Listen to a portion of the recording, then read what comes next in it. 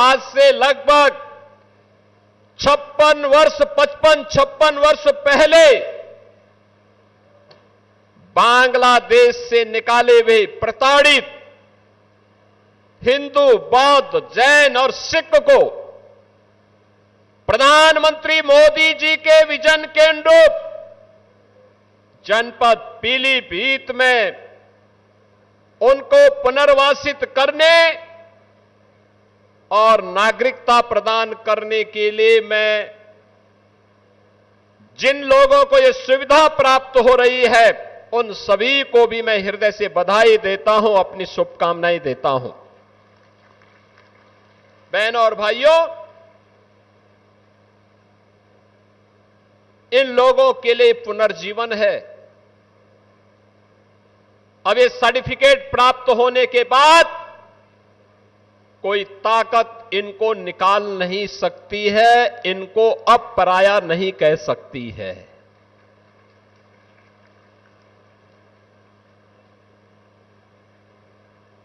ये काम प्रधानमंत्री मोदी जी ने किया। ये काम देश के गृह मंत्री से अमित शाह जी ने किया, जिसके कारण अब इन लोगों को अपनी विरासत को संरक्षित करने का एक प्लेटफॉर्म जनपद पीलीभीत में उत्तर प्रदेश में प्राप्त हो गया है।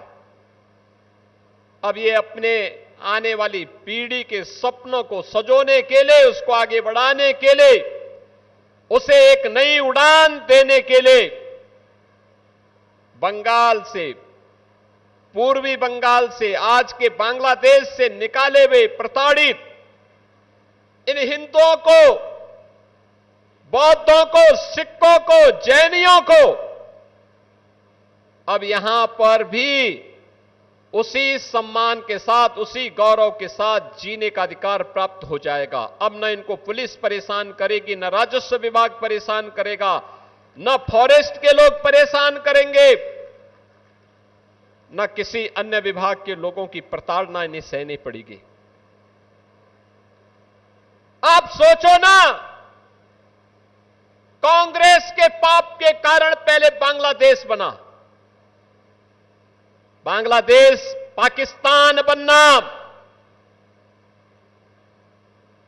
यह आवश्यक नहीं था,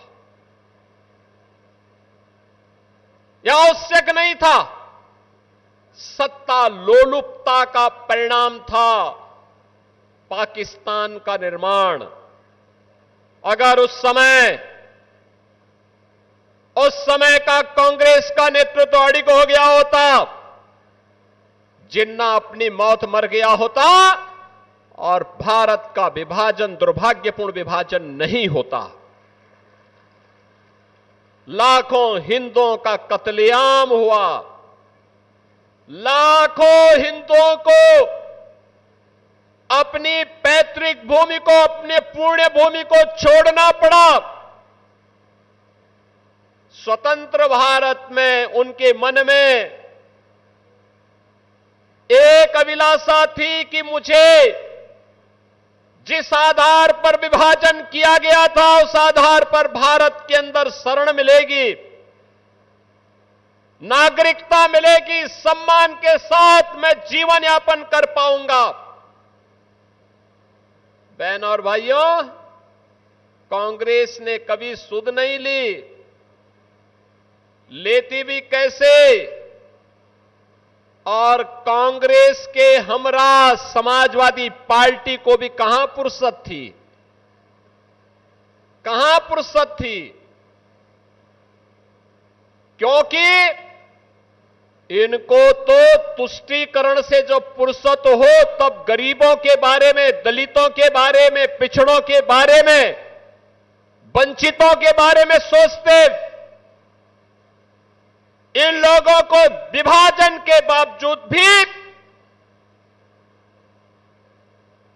केवल और केवल मुसलमानों की चिंता थी, हिंदुओं की चिंता नहीं थी, सिखों की चिंता नहीं थी, बौद्धों की चिंता नहीं थी, जैनियों की चिंता नहीं थी उनको।